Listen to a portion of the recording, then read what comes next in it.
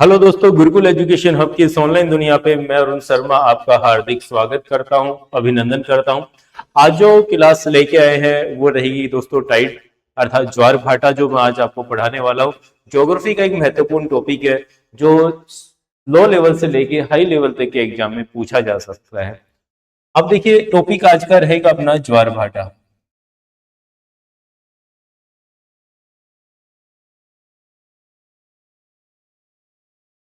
तो ज्वार भाटा किसे कहते हैं?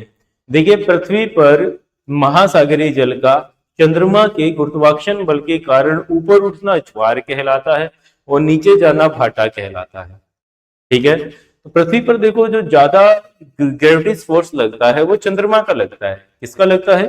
चंद्रमा का लगता है, क्योंकि सूर्य चंद्रमा की अपेक्षा काफी डिस्टेंस पे स्थित है। पृथ्वी से बहुत ज्यादा दूर स्थित है। ठीक है, इस कारण से पृथ्वी पर जो ज्यादा गुरुत्वाकर्षण बल लगता है, ग्रेविटी फोर्स लगता है, वो कौन से किस पिंड का लगता है? मून का लगता है, चंद्रमा का लगता है। इस कारण पृथ्वी पर चंद्रमा की गुरुत्वाकर्षण बल के कारण समुद्री जल का ऊपर उठना ज्वार कहलाता है और नीचे जाना भाटा कहलाता है। समुद्री जल का ऊपर उठना क्या कहलाता है? ज्वार। और नीचे जाना क्या कहलाता है? भाटा कहलाता है। ठीक है, जिसे हम ज्वार भाटा कहते हैं। ठीक है दोस्तों, अब देखिए, देखो ज्वार के दो पॉइंट होते हैं। एक तो होता है ज्वार का मूल बिंदु,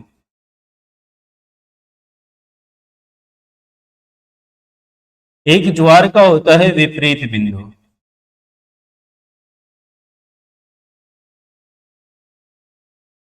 ठीक है, ज्वार का जो मूल बिंदु होता है ना, वो चंद्रमा के सामने वाला भाग होता है। किसके सामने वाला भाग होता है? चंद्रमा के सामने वाला। देखिए, समझने का प्रयास कीजिए। मैं कह रहा हूं कि ज्वार का मूल बिंदु, जो मुख्य पॉइंट जो होता है जहां पर ज्वार आता है, वहां पर चंद्रमा की गुरुत्वाकर्षण बल के कारण आता है। तो आपसे पूछे कि ज्वार का मूल बिंदु कहाँ पे होता है, तो चंद्रमा के सामने वाला भाग या चंद्रमा के सम्मुख जो भाग होता है ज्वार का, जहां पर ज्वार आता है, वो भाग चंद्रमा की यदि सामने है तो उसे ज्वार का मूल बिंदु कहेंगे। और इसके ठीक विपरीत रहेगा विपरीत बिंदु। अब जैसे सुबह 9 बजे ज्वार आया मूल बिंदु पर, तो उसी समय विपरीत बिंदु पर भी ज्वार आएगा। अर्थात जब मूल बिंदु पर ज्वार आता है, जितनी गति से आता है, जितनी ऊंचाई से आता है, उसी समय उतनी ही गति से, उतनी ही ऊंचाई से विपरीत बिंदु पर भी ज्वार आता है। आपको समझ में आ गया होगा जो मैं कहना चाह रहा हूं। जब मूल बिंदु पर ज्वार आता है, जितनी गति से, जितनी ऊंचाई से, जिस समय मूल बिंदु पर ज्वार आता है, उसी समय उतनी ही गति से, उतनी ही ऊंचाई से विपरीत बिंदु पर भी ज्वार आता है। विपरीत बिंदु पर भी ज्वार आता है। तो मूल बिंदु पर जो ज्वार आता है वो चंद्रमा के गुरुत्वाकर्षण बल के कारण आता है। किसके कारण आता है? चंद्रमा के गुरुत्वाकर्षण बल के कारण आता है। और विपरीत बिंदु पर जो ज्वार आता है वो अपकेंद्रीय बल के कारण आता है।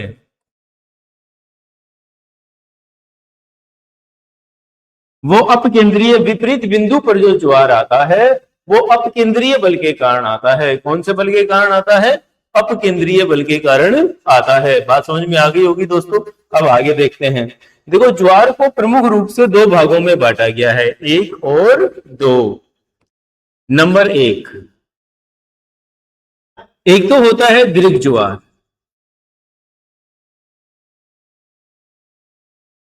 क्या होता है? दीर्घ ज्वार होता है।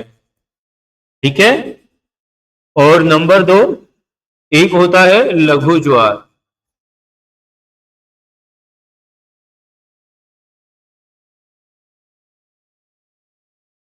अब दीर्घ ज्वार किसे कहते हैं और लघु ज्वार किसे कहते हैं, इस पे डिस्कस करने वाले हैं अपन। दीर्घ ज्वार किसे कहा जाता है? देखिए, दीर्घ ज्वार जो है अमावस्या और पूर्णिमा को आते हैं। आपको ये याद रखना है। दीर्घ ज्वार कब आते हैं? अमावस्या, अमावस और पूर्णिमा के दिन आते हैं। दीर्घ ज्वार कब आते हैं? बोलो। अमावस्या और पूर्णिमा के दिन दीर्घ ज्वार आते हैं। दीर्घ ज्वार कब आते हैं? बोलिए। अमावस्या और पूर्णिमा के दिन आते हैं। तो दीर्घ ज्वार हो गए अमावस्या और पूर्णिमा को आते हैं। बात क्लियर है। दीर्घ ज्वार के समय दोस्तों सूर्य, चंद्रमा और पृथ्वी एक सीधी रेखा पर होते हैं। ध्यान दीजिएगा, दीर्घ ज्वार के समय सूर्य, चंद्रमा और पृथ्वी एक सीधी रेखा पर होते हैं, अर्थात 180 डिग्री के कोण पर होते हैं। कितने डिग्री के कोण पर होते हैं? 180 डिग्री के कोण पर, 180 डिग्री के कोण पर होते हैं। दोस्तों दीर्घ ज्वार के समय सूर्य, चंद्रमा और पृथ्वी 180 डिग्री के कोण पर होते हैं, अर्थात 180 डिग्री के कोण पर होते हैं, बोले तो सीधी रेखा पर होते हैं। बात समझ में आ गई होगी यहां तक। अब आगे देखिएगा, देखिए दीर्घ ज्वार की जो स्थिति होती है, आपसे पूछ रहे कि सूर्य, चंद्रमा और पृथ्वी की जो दीर्घ ज्वार के समय की स्थिति होती है उसे क्या कहा जाता है? तो दीर्घ ज्वार की समय की स्थिति स्पेशली पूछेगा, दीर्घ ज्वार के समय की स्थिति को दोस्तों सिजगी कहा जाता है। दीर्घ ज्वार के समय की स्थिति को क्या कहा जाता है? सिजगी कहा जाता है। क्या कहा जाता है बोलो? सिजगी कहा जाता है। बात समझ में आ गई? क्लियर है? अब आगे देखिए, अब आगे बढ़ते हैं इसी क्रम में। अच्छा यहां पर मैं दो चीजें, बात सिजगी से मेरे ध्यान आ गया कि मैं आपको एक चीज और बता देता हूं, वरना एग्जाम के समय आप गलती कर बैठोगे।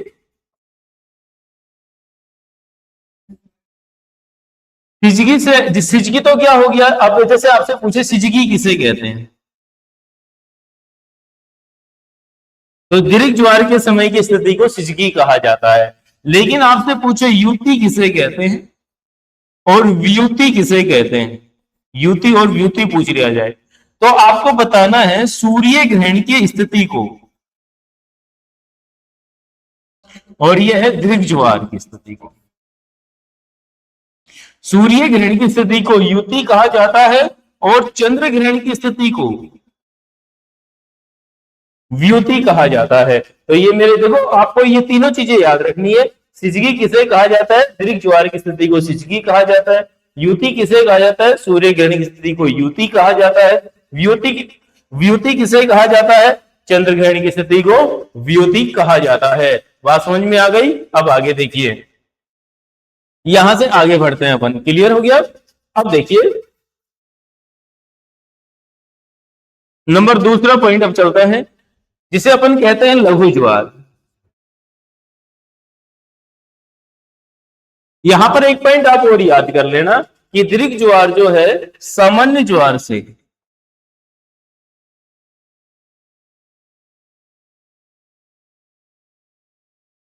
20% अधिक ऊंचे होते हैं। ठीक है, दीर्घ ज्वार जो है ये सामान्य ज्वार से 20% अधिक ऊंचे होते हैं। दीर्घ ज्वार कौन से ज्वार से 20% अधिक ऊंचे होते हैं? सामान्य ज्वार से 20% अधिक ऊंचे होते हैं। बात समझ में आ गई? क्लियर है? अब आगे देखिए,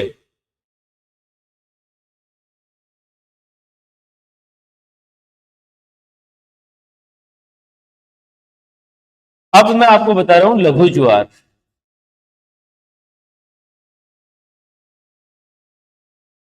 दोस्तों लघु ज्वार किसे कहते हैं? लघु ज्वार अष्टमी या सप्तमी को आते हैं। तो बेसिकली ये ज्वार कब आते हैं? अष्टमी के दिन आते हैं। बेसिकली ये ज्वार कब आते हैं? अष्टमी के दिन आते हैं। कब आते हैं? अष्टमी के दिन आते हैं। क्लियर हो गया? तो ये ज्वार कब आते हैं दोस्तों? अष्टमी के दिन आते हैं। अष्टमी, या कई बार ऑप्शन में सप्तमी दे देते हैं, अष्टमी नहीं देते। बेसिकली ये ज्वार कब आते हैं? अष्टमी के दिन आते हैं। ठीक है, एक मंथ में 2 बार आते हैं। देखो एक मंथ में ही 2 बार कौन से आते हैं? हिंदी महीनों की बात कर रहा हूं मैं। एक हिंदी महीने में 2 बार जो दीर्घ ज्वार आते हैं और 2 बार लघु ज्वार आते हैं। समझ में आ गया? ठीक है, अब देखिए ये एक महीने में 2 अष्टमी आएंगी, एक महीने में एक अमावस्या एक पूर्णिमा आती है, तो बेसिकली 2 बार हो गए ना।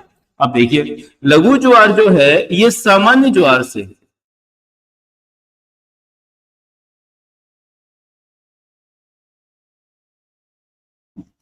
सामान्य ज्वार से 20% कम ऊंचे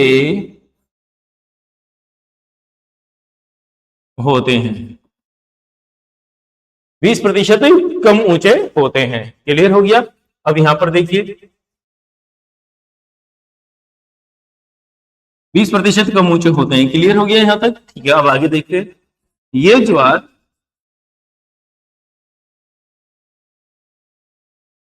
जो लघु ज्वार है, ये ज्वार जब आते हैं तो सूर्य, चंद्रमा और पृथ्वी समकोण स्थिति पर होते हैं, 90 डिग्री के कोण पर होते हैं। इसे क्या कहा जाता है? समकोण कहा जाता है। दोस्तों क्या कहा जाता है? समकोण कहा जाता है। याद हो गया क्या कहा जाता है? बोलो, समकोण कहा जाता है। यहां तक कोई कंफ्यूजन है तो देख सकते हैं आप लोग, मेरे से पूछ सकते हैं। अब आगे देखिए, दैनिक गति के आधार पर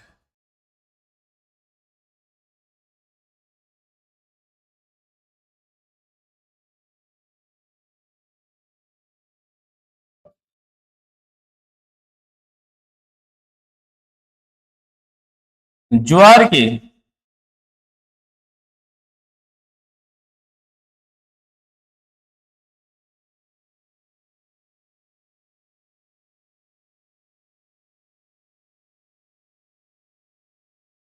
दो प्रकार हैं। दैनिक गति के आधार पर ज्वार के कितने प्रकार हैं? दो प्रकार हैं। एक दैनिक ज्वार है, एक अर्ध दैनिक ज्वार है। एक तो क्या हो गया? नंबर एक, दैनिक ज्वार।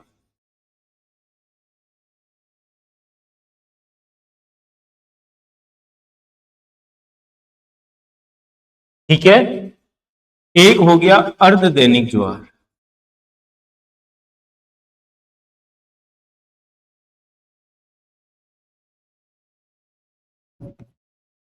अब बेसिकली आप एक चीज आप याद कीजिए कि भैया ये दोनों ही दिन में आने वाले ज्वार हैं। ये एक दिन में एक बार आता है, ये आधे दिन के बाद पुनः आ जाता है, अर्थात एक दिन में दो बार आ जाता है। देखो ये ज्वार जो है दैनिक ज्वार, एक बार किसी स्थान पर आने के पश्चात, एक बार किसी स्थान पर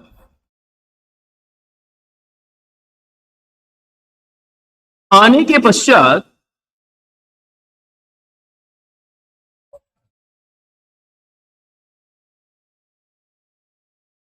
पुनः उसी स्थान पर आने में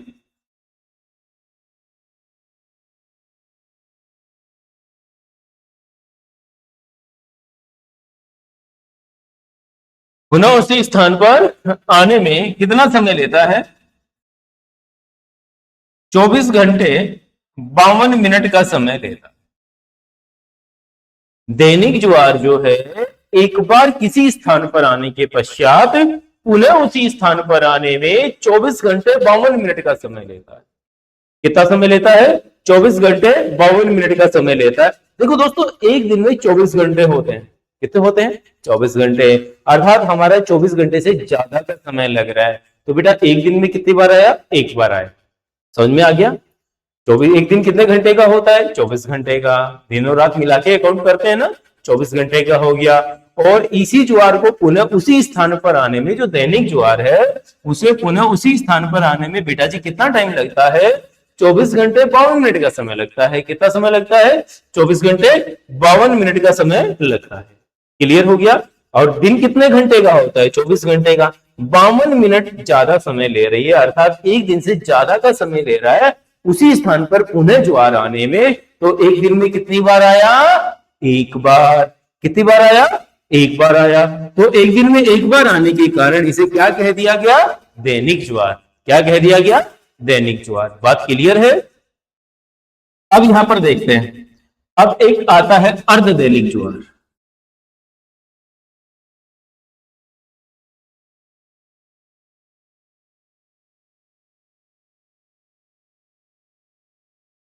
क्या है दोस्तों? अर्ध दैनिक ज्वार। अब अर्ध दैनिक ज्वार को एक बार किसी स्थान पर आने के पश्चात, एक बार किसी स्थान पर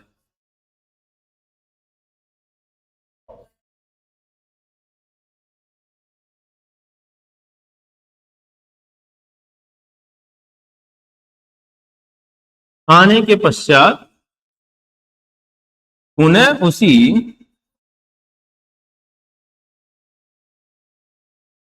स्थान पर आने में 12 घंटे 26 मिनट का समय लगता है।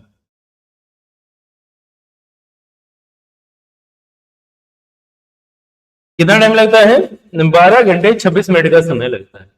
कितना समय लगता है बोलो? 12 घंटे 26 मिनट का समय लगता है। एक बार किसी स्थान पर आने के पश्चात पुनः उसी स्थान पर आने में कितना टाइम लगता है? 12 घंटे 26 मिनट का समय लगता है। क्लियर हो गया? ठीक है, कितना समय लग रहा है बोलो? 12 घंटे 26 मिनट का। ठीक है, अब 12 घंटे 26 मिनट का समय लग रहा है, यहां पर ध्यान दीजिएगा। तो मतलब जैसे सुबह 9 बजे आया किसी स्थान पर, सुबह 9 बजे ज्वार आया, 9 AM पर। कब आया? 9 AM पर। तो अर्धदैनिक ज्वार कब आएगा? रात्रिकालीन 9:26 PM पर यह ज्वार आ जाएगा। 9:26 पर, अर्थात लगभग 9:30 बजे के आसपास यहां पर ज्वार आ जाएगा। क्लियर है दोस्तों? अब यहां पर देखिए, दैनिक ज्वार हो गया, अर्धदैनिक ज्वार हो गया। मेरे हिसाब से आसानी समझ में आ गया होगा। फिर भी यदि रिपीट करके वीडियो देख लेना, फिर भी यदि कोई दिक्कत आए तो गुरुकुल एजुकेशन हब होंडा चौक नानोल का विजिट कर सकते हैं। हम लोग 5 बजे तक अपने बच्चों की यहाँ पर प्रॉब्लम सॉल्यूशन भी करते हैं क्लासों के साथ साथ। तो आप आकर हमसे संपर्क करके अपनी प्रॉब्लम सोल्व करवा सकते हैं। अब आगे देखिए टॉपिक में, देखिए यहां पर अब यदि मैं बात करूं कि सर आपने बता दिया दैनिक ज्वार, अर्धदैनिक ज्वार, दीर्घ ज्वार, लघु ज्वार, ये ज्वार की ऊंचाई की यदि मैं बात करूं कि संसार में सबसे ऊंचे ज्वार कहां आते हैं, चलो एक बात और कर लेते हैं। ज्वार आने के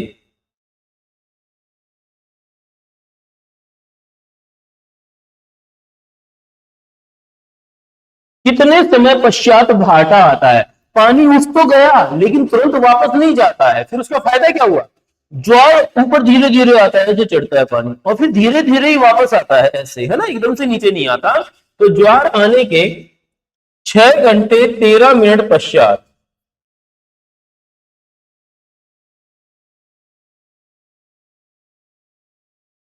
भाटा आता है।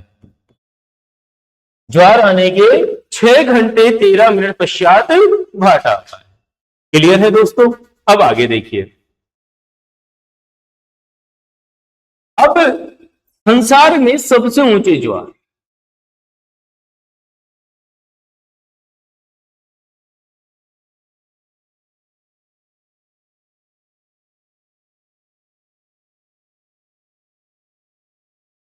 संसार में सबसे ऊंचे ज्वार कहां पर आते हैं?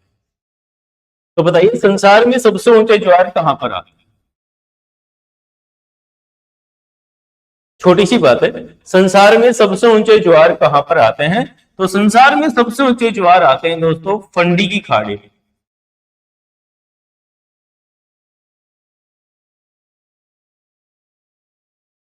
फंडी की खाड़ी पड़ती है दोस्तों कनाडा में। यहां पर ज्वार की ऊंचाई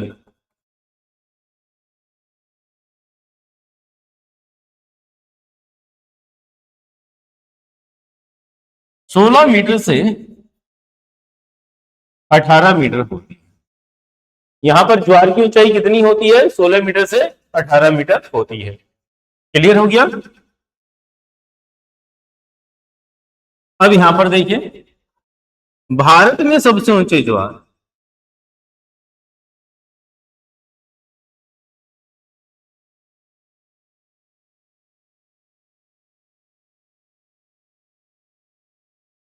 भारत में सबसे ऊंचे ज्वार कहां पर आते हैं? भारत में सबसे ऊंचे ज्वार कहां पर आते हैं? तो भारत में सबसे ऊंचे ज्वार ओखा में आते हैं। भारत में सबसे ऊंचे ज्वार कहां पे आते हैं? ओखा में आते हैं। ओखा कहां पे है? गुजरात में। और यहां पर जो ज्वार की ऊंचाई है 2.5 मीटर से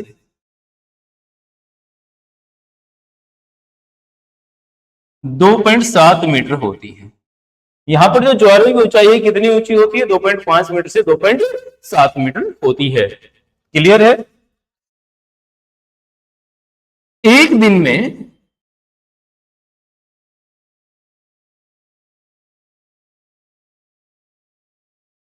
सर्वाधिक बार एक दिन में सर्वाधिक बार ज्वार कहां पर आते हैं? एक दिन में सर्वाधिक बार ज्वार कहां पर आते हैं? तो दोस्तों एक दिन में देखो, बेसिकली एक दिन में यदि अर्धदैनिक ज्वार की बात करूं तो 2 बार आ सकता है, दैनिक ज्वार 1 बार आ सकता है। लेकिन एक स्थान ऐसा भी है जहां एक दिन में 4 बार ज्वार आते हैं।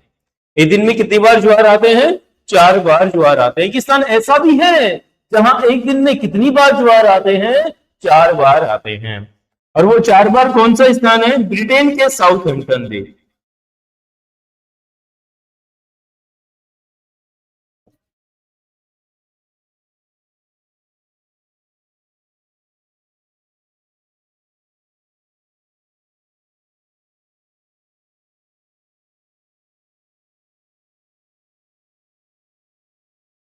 ब्रिटेन के साउथहैम्पटन द्वीप पर एक दिन में 4 बार ज्वार आते हैं। ब्रिटेन के साउथहैम्पटन द्वीप पर एक दिन में कितनी बार ज्वार आते हैं? 4 बार ज्वार आते हैं। ठीक है। अब कैसे आते हैं? 2 बार इंग्लिश चैनल से होकर।